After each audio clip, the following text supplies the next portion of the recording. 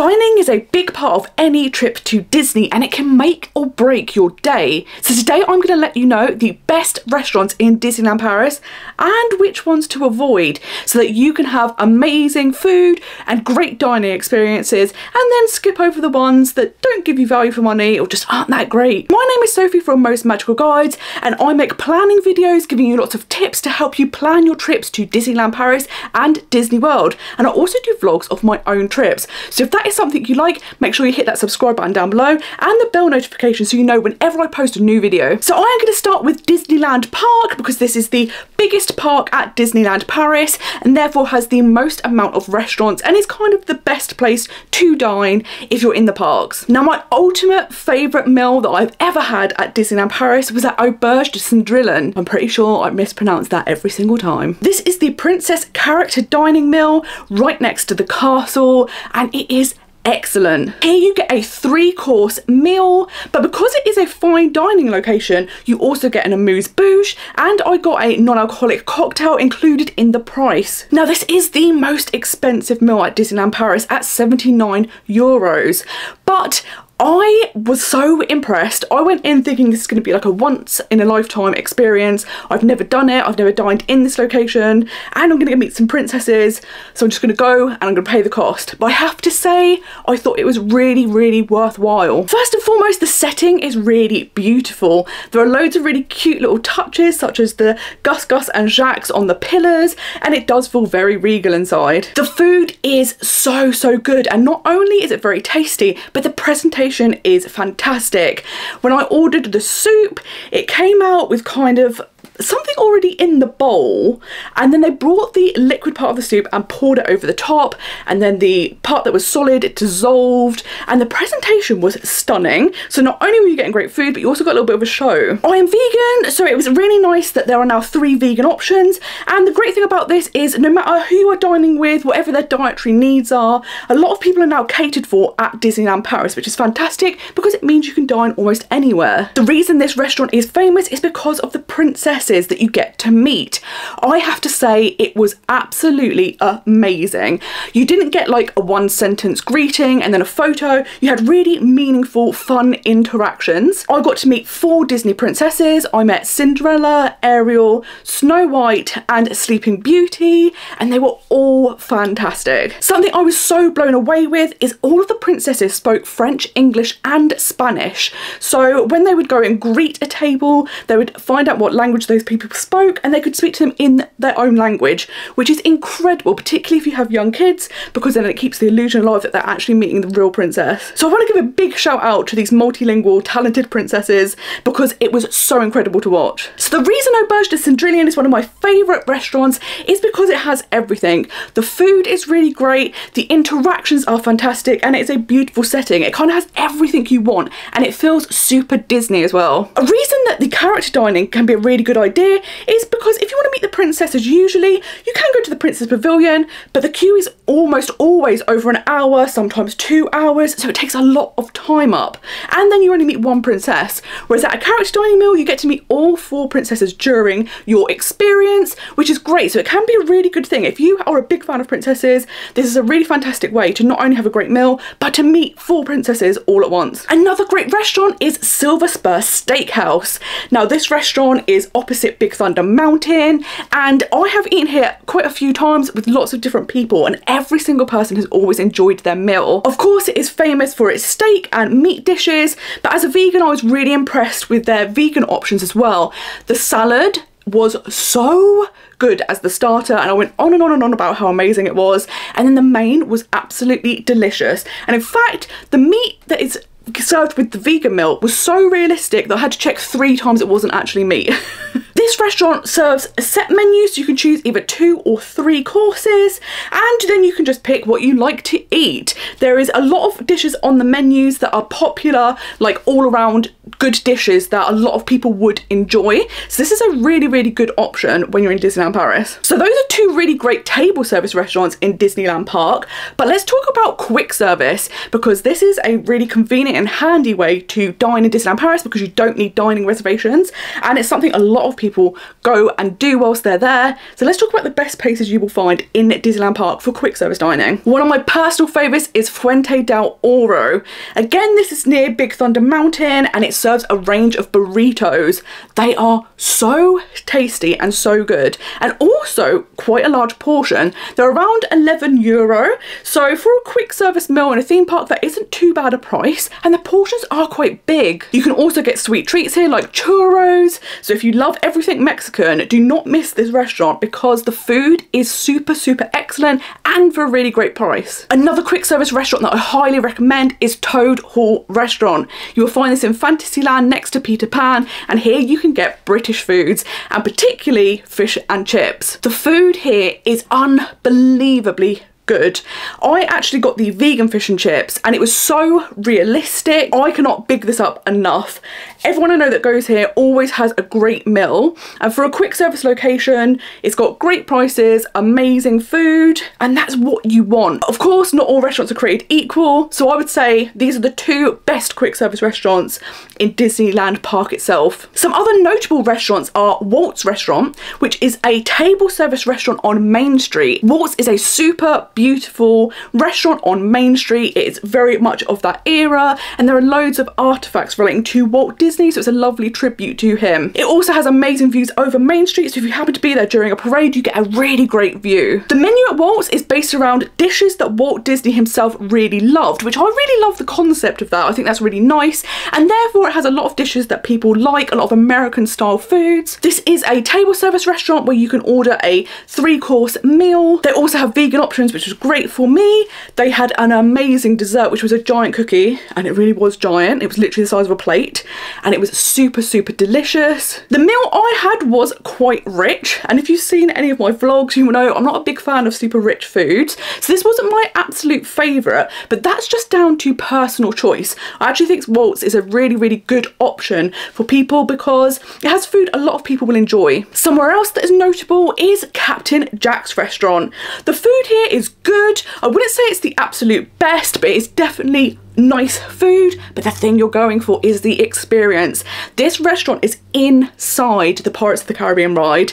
It is so cool. I could sit in there all day. It's just such an amazing atmosphere, and to see the boats go past is amazing. Another notable table service restaurant is Restaurant Agrabah Cafe. This is a buffet restaurant that serves Middle Eastern food, and it's kind of like a hidden gem. It's not somewhere people talk about a lot, but the food is really, really good here. This is also a great option if you are vegetarian or vegan, because a lot of the food happens to be plant-based as standard, just because of the type of cuisine you find in the Middle East. Because of this, it is a really good restaurant for everyone. There is something for everyone to enjoy and lots of different choices. It costs €38 for the buffet, and that does include drinks, and it works out slightly cheaper than eating in the table service restaurants where you get the 3-course meals. Something else I love about here is the setting. The decor is amazing. You really feel like you're in a marketplace. There's like little alleyways and there's different rooms that are themed differently, and I love it. It's stunning. Some quick service restaurants that are worth mentioning are Casey's Corner. Now, of course, this is super famous because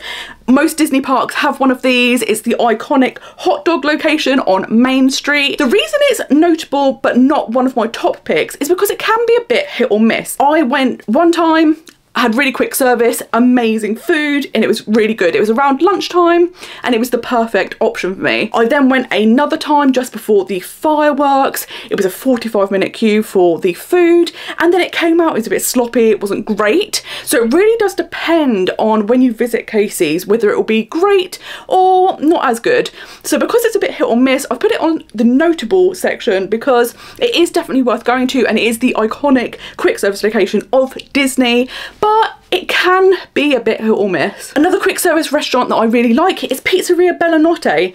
Here you can get pizza and pasta dishes. They are kind of basic, which is why I've put it in the notable section, but it is really good. So even though they are kind of not gonna blow your mind, they're super tasty. I was not expecting much from a quick service Italian style restaurant, but it is really, really tasty, really fresh, great portion sizes, good prices. So this is a good place to go if you're looking for more plain or basic food. So the restaurants to avoid in Disneyland Park, or the ones I might skip over if I'm there, are Plaza Gardens. Now this may come as a surprise because this is a super popular restaurant because it is character dining, and the reason I've put it as avoid is simply because I think you're paying for the character dining experience rather than the food. Again, sometimes you can go and it'll be really great food, other times it's not that good.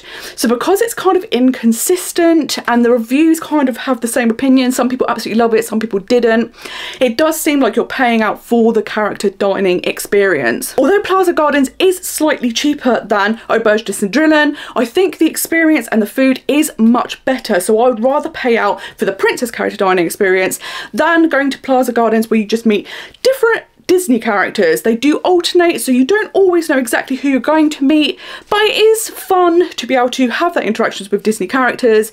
But if you're going there, just keep in mind that that's what you're paying for rather than the quality of the food. The quick service location that I avoid is Cafe Hyperion. This is a super big restaurant that is over by Space Mountain, and here you get stuff like burgers, but everything's just a bit lackluster, the food isn't great, and the service can be slow. I think because it is a super big location and it serves fast food, which when you're going to a theme park a lot of people want to enjoy, it is very popular, but because of that it can be very noisy, it's very big, the service slows down, and it's just not great. Compared to the other places you can eat at Disneyland Paris, this would be one that I would put down the bottom of the list and go to the others ahead of this. Next we're going to jump over to Walt Disney Studios Park, and there's not really much to say about this park. It is very small and therefore there are not many dining locations. Thankfully, because Avengers Campus has just opened, we do now have more options, which is so needed. So I'm so glad that has happened. But let's dive into the restaurants that are the best. So the best restaurant is probably going to be Bistro Chez Remy. This is a table service restaurant with incredible theming. Everything is oversized because you have shrunk down to the size of a rat, just like Remy. Here you can get a 2 or 3 course set menu. The food is mostly French cuisine, so it can be really, really nice to kind of get a more traditional French meal because you are in France, of course. But the main reason you're coming is for that theming, and it is stunning. They have booths that have giant plates kind of behind them, there's oversized forks, there's little drink umbrellas that are kind of in the restaurant to be like a big size umbrella. Like, I love the theming, it is so cute. I have to say this is probably one of my favourite themed Disney restaurants in any Disney park, so if you do love Ratatouille, make sure you dine here because it is so amazing. On the notable list are the 2 new dining locations in Avengers Campus. You have Pim Kitchen, which is a table service restaurant. It is a buffet. What's really cool about this is that the food is either super large or super small. It's themed around Ant-Man and the Wasp, so if you are a Marvel fan, I would definitely come here because the theming is amazing. The reason I put it on notable is, again, the food is kind of hit or miss. Some people absolutely love it, some people don't enjoy it, and I think that can be a problem with buffets. There can be a bit of inconsistency. Plaza Gardens is also a buffet, so it does seem that with buffets it can be a little bit of a problem with the consistency, and that's why the reviews aren't always great. I would say there is a large variety of different food at Pim Kitchen, so it is a really good option because there should be stuff that pleases everyone in your party. Also on the list is Stark Factory, which is the new quick service location at Avengers Campus. This restaurant serves pizza and pasta, so again, it's not going to blow your mind, but it is really great. Like, I don't know anyone that doesn't like pizza and pasta, honestly, so they are really good options to go and enjoy. It's just really great to have more places to dine